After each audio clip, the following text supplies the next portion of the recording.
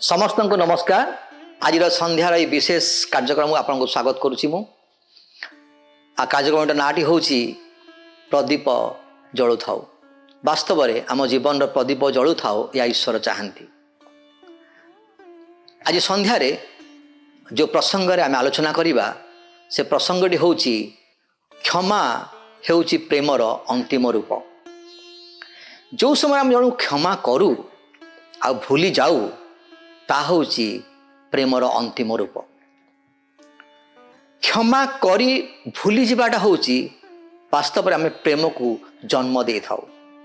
जो क्षमा करी आम भूली न था सेटा क्षमा ही न थाए। आम जीवन में से तिक्तता को से अप्रेम भावता को आम बांधिक रखी था।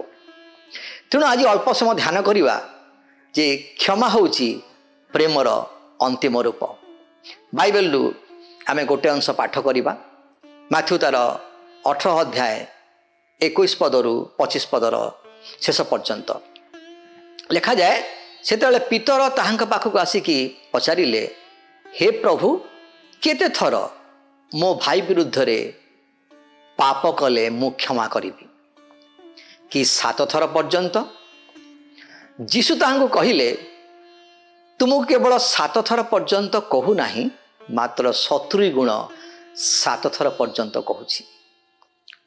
अतएव स्वर्गराज्य अपना दास मानकर सहित हिसाब करने इच्छुक जड़े राजा सदृश्य। से हिसाब आरंभ करते 10,000 प्रतिभा ऋण करिथिबा जड़े दास ताहांको छामुक अणागला। किंतु ताहार परिशोध करने को किछि ता पाखे नथिला एवं प्रभु ताहाकू और ता स्त्री ता पिलापिली और सर्वस्व विक्रय करी परिशोध करने को आज्ञा देले। मो प्रिय भाई भणी माने, एटा आम देखुचु यीशुंकर गोटे कठिन उपदेश को आम देखुचु। जेते बेले आमे मैथ्यू 18 अध्यायर द्वितीय भाग को आम आसु, क्षमा विषय रे यीशुंकर एक कठिन आदेश आम सामना करू। क्षमा करने विषय रे आलोचना करिबा एक कष्टकर विषय अटे। मो प्रिय भाई भणी माने, निजको क्षमा करने अपेक्षा अन्य लोकों को क्षमा करने विषय कहवा अति सहज अटे। जो मैं अन्य लोग कहे ये क्षमा किमती करा जाए, यदि मु वास्तव में क्षमा करी शिखी ना ताले मोर क्षमा करने विषय कहवा एते फलपद हो न थाए। अन्य जीवन में ता सेते प्रभाव मान पकई न थाए। तेणु क्षमा करने विषय आलोचना करवा एक कष्टकर विषय अटे। निजको क्षमा करवा अपेक्षा अन्य लोक आम किपरि क्षमा करवा आवश्यक ता अन्य लोक कहवा तेणु सहज होता है। तेणु ईश्वर कहते आम शत्रु मान आम क्षमा कर शिखा। ईश्वर इच्छा हूँ जे आम शत्रु मान क्षमा करवा। सबुठु कठिन विषय सेटा। कई जन कहती जे विरक्ति हूँ विष पीवा परी। जो आम जन विरुद्ध में विरक्ति भाव प्रकाश करूँ आम विष पान कर विष पी था कहीं एक तिक्तता।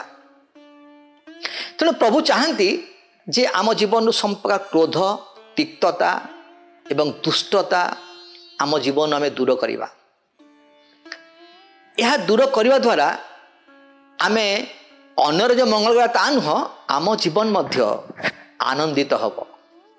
आम जीवन में से तिक्त भाव आ रहिबो नाही।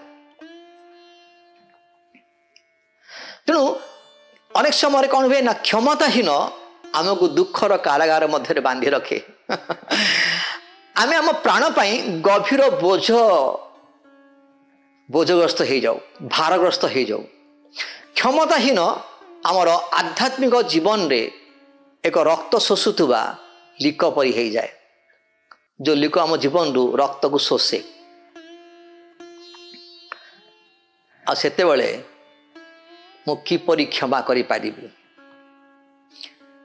मु किपरि जन को क्षमा करि पारिबी से विषय रे मु चिंता करि पारे नहीं यहाँ मो पाई बहुत कठिन कर विषय हो जाए आ रहस्य होची जा आम सुसमाचार रे अछि ईश्वर आम भितर थिबा से अयोग्यता को से कौन कले देखिले नहीं मात्र आमर अयोग्यता सत्वे सी आमको क्षमा कले आम प्रथमे ताहा देखिबा जे सुसमाचार एक वार्ता नुहे सुसमाचार होची आमको चित्कार करी कहे कौन कहे या एक शुभ संवाद अटे क्षमा करी भूली जिबा जदि आमे अन्य को क्षमा करी भूली जिबा ताहले आमे प्रेमर अंतिम रूप को आम जीवन रे आमे जन्म दवा मोर प्रिय भाई भणी माने क्षमा करिबा कहिबा एवं अन्य को क्षमा करी भूली जिबा ए दुईटी भिन्न विषय अटे तेणु प्रभु चाहती आमे अन्य को क्षमा करी शिखिबा अन्य को क्षमा करी शिखिबा जो पापपूर्ण स्वभाव आम जीवन रे थिला प्रभु ताकू देखिलेनी से आमको क्षमा कले से क्षमार गुण रे आमे अन्य को क्षमा करिबा ता द्वारा आमर चतुर्पार्श्वे थिबा लोक माने मध्य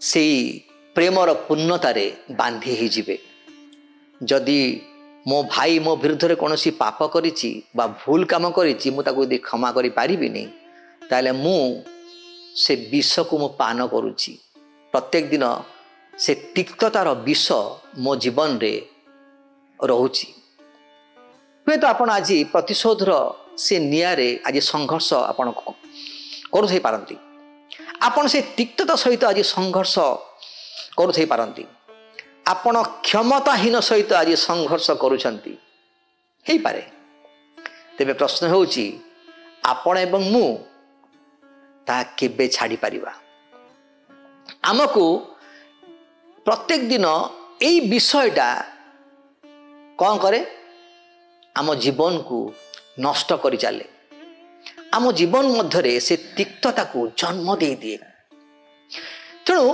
प्रश्न होची आमे ए समस्त परिस्थिति आमे किपरि मुक्त पाई परिबा आपण एवं मु प्रकृत रे किपरि क्षमा करि परिबा एहा ही आजिर बड़ प्रश्न अटे तेणु आजिर आलोचनार विषय वस्तु अटे क्षमा होची प्रेमर अंतिम रूप जिते मो अन्य को क्षमा करे भूली जाए मो जीवन रे मो प्रेमर अंतिम रूप को जन्म दे थाए तेबे मु किपरि क्षमा करि पारिबी वर्तमान से प्रश्न आमे मैथ्यू तार 8 अध्याय देखिबा मु किपरि क्षमा करिबी मु केते थर क्षमा करिबी मु केते परिमाण रे क्षमा करिबी ईश्वर जहा चाहती ता करने को मु सक्षम हेछि कि ईश्वर जहाँ चाहती मो अन्य को क्षमा करने कथा मु ताहा करि पारिछि कि यह ही आज बड़ प्रश्न तेणु यह अत्यंत स्वाभाविक जहाँ पितर से दिन प्रश्न पचारि मु केते थर यह करिबी ए प्रश्न बहुत कठिन अटे किंतु प्रभु मो भाई विरुद्ध रे मु केते थर मो भाई मो विरुद्ध रे पाप कले मु केते थर ताकू क्षमा करि परिबी यार परिमाण केते हवा उचित यार सीमा रेखा केते हवा उचित निश्चित भाव में मु चाहे यार गोटे सीमा रहा आवश्यक मो भाई मो विरुद्ध रे मंद कथा बचसा कले मु ताकू केते सीमा जाए मु ताकू क्षमा करि परिबी तेणु पितर कहउचंती मु केते थर क्षमा करि परिबी कोन 7 थर मु वर्तमान आपण मान को पचारिबी क्षमा करिबा पाई गोटे बाजार कोन दर अछि कि तुम भाई जदि तुमर कौन खेलना को से नहीं जाए तुम छड़े की नहीं जाए एवं से भांगी दिए आपन ताको क्षमा करें कि तुम भाई तुम तुम विरुद्ध कौन पाप करि थाए भूल कथा कही थाए मंद कथा कही थाए आपन ताको केते थर क्षमा करें। जीशुंकर उत्तर निश्चित भाव में से दिन पीतर को चकित करथिला। कौन कही यीशु मु तुमको 7 थर कहूना 70 गुण 7 थर कहूँ। तेणु ए दृष्टांत आमको जड़े राजा एवं जड़े सेवक मध्य एक दृश्य को से नहीं जाए। मैथ्यू 18 रे कौन लिखा जाए ना सेवक राजा ठारू बहुत टंका से ऋण करते या 10,000 प्रतिभा 10,000 प्रतिभा $10,000 नुहे 10,000 प्रतिभा अर्थ हूँ 60 नियुत दिन काम सहित समान। आउ सी कौन कला ना परिशोध करने को असमर्थ से प्रकाश कला। से कहला मुझा परिशोध करि परिबि नाही। तो राजा कौन कहते जे तुम्हें तुम स्त्री पिलापिली सर्वस्व विक्रय कर परिशोध करने को से कौन कहते आज्ञा दौरान। तेणु से दास से कौन करते ना तांको तेणु से दास से तांको भूमिष्ठ प्रणाम करी कहवा लगिला आपण मो विषय रे धैर्य धरंतु मु आपण को सब परिशोध करदेवी। से दास प्रभु कौन हेले ना सदय होई ताकू मुक्त करने को आज्ञा देले एवं तार ऋण क्षमा करदेले। मोर प्रिय भाई भणी माने ये 5टी विषय आज आम शिखा। 5टी विषय। प्रथम विषय आम शिखा जे ईश्वर विरुद्ध रे आमर पाप बहुत बड़ अटे। ईश्वर असीम एवं से पवित्र अटंती। तांको विरुद्ध रे आमर अनेक पाप अगणित अटे। आम अगणित माने पाप करिछु ईश्वर विरुद्ध रे। द्वितीय विषय हूँ आम विरुद्ध रे लोक मानकर पाप अपेक्षाकृत छोट अटे। छोट अटे उभय संख्या एवं माने परिमाण रे। ईश्वर ख्रीष्टंक माध्यम रे आमर अनेक पाप को से मुक्त करिसेंती एवं अनेक पापर भार ईश्वर ख्रीष्टंक माध्यम रे आमर समस्त पाप को से क्षमा करिसेंती। तेणु जो माने आम विरुद्ध रे पाप करती से मानू आमे क्षमा करवा उचित। एफिसियो तार 4 अध्याय 32 रे कौन लिखा जाए आउ परस्पर प्रति सदय हुओ कोमल हृदय हुओ पुणी ईश्वर ख्रीष्टंक ठारे तुम मानक जेपरि क्षमा कले सेही परि परस्पर को क्षमा कर। ईश्वर ख्रीष्टंक ठारे तुम मानक जेपरि क्षमा कले तुमे माने सेही परि परस्पर को क्षमा कर। मोर प्रिय भाई भणी माने जदि आपण क्षमा न करती आपण ईश्वर क्रोध एवं अनुशासन द्वारा विचारित हेबे। आपण ईश्वरंकर सहभागिता रु वंचित हेबे। ईश्वरंकर से आनंद रु आपण वंचित हेबे। आपण जीवन आपणकर जीवन ईश्वरंकर से कृपा को हरेइबो। ईश्वरंकर से दया से प्रेम से आनंद से शांति को हरेइबो। आज संध्या रे एपरि कई अछंती कि कहा को आपण हृदय रु क्षमा करने को पड़िबो आपण क्षमा करि नाहंती।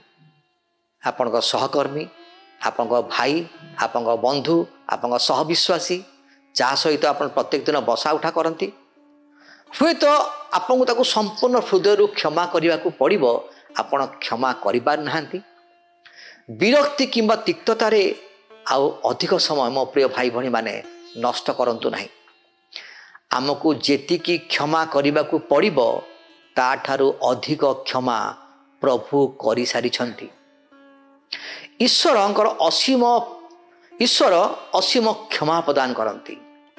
आमे मध्य क्षमा करवा उचित। जो ईश्वर आमको असीम प्रेम कले एवं तांकर से क्षमार गुण रे आमको क्षमा कले आमको मध्य सही प्रकार क्षमा करवा उचित। कारण क्षमा होची प्रेमर अंतिम रूप। जेतरा आमे क्षमा करू भूली जाऊ ଆମେ ବାସ୍ତବରେ ପ୍ରେମର ସେ ଅନ୍ତିମ ରୂପକୁ ଆମେ ସ୍ପର୍ଶ କରିଥାଉ। ଆମ ହୃଦୟ ମଧ୍ୟରେ ସେ ତିକ୍ତ ଭାବ, ସେ ଅପ୍ରେମ ଭାବ, ସେ କଟୁ ଭାବ, ସେ ଈର୍ଷା ଭାବ, ସେ ଅହଙ୍କାର ଭାବ ଆଉ ଜନ୍ମ ନିଏନି। ସେତେବେଳେ ଯେତେବେଳେ ପ୍ରେମର ଅନ୍ତିମ ରୂପକୁ ସ୍ପର୍ଶ କରୁ, ଆମ ମଧ୍ୟରେ ଈଶ୍ୱରଙ୍କର ସେଇ କ୍ଷମାର ଗୁଣ ପୂର୍ଣ୍ଣ ମାତ୍ରାରେ ଆମ ଜୀବନରେ ବାସ କରେ। ସେତେବେଳେ ଆମେ ଜଣକୁ କ୍ଷମା କରି ଭୁଲି ଯାଇପାରୁ। କ୍ଷମା କରି ଭୁଲିଯିବା ଏକ ବିଶ୍ୱାସୀର, ଖ୍ରୀଷ୍ଟ ବିଶ୍ୱାସୀର ଆଦର୍ଶ ହେବା ଉଚିତ। ତାହା ହିଁ ଆମ ଜୀବନର ଲକ୍ଷ୍ୟ ହେବା ଉଚିତ। ଯେତେବେଳେ ଆମେ କ୍ଷମା କରି ଭୁଲିଯିବା, ପ୍ରଭୁ ମଧ୍ୟ ଆମେ କରିଥିବା ପାପ ସେ କ୍ଷମା କରି ଭୁଲିଯିବେ। ମୋ ପ୍ରିୟ ଭାଇ ଭଉଣୀମାନେ, କ୍ଷମା ହେଉଛି ପ୍ରେମର ଅନ୍ତିମ ରୂପ। ମୁଁ ବିଶ୍ୱାସ କରୁଛି ପ୍ରଭୁ ଆଜି ଅଳ୍ପ ବାକ୍ୟ ଦ୍ୱାରା ଆପଣଙ୍କୁ କଥା କହିଛନ୍ତି। ନମସ୍କାର।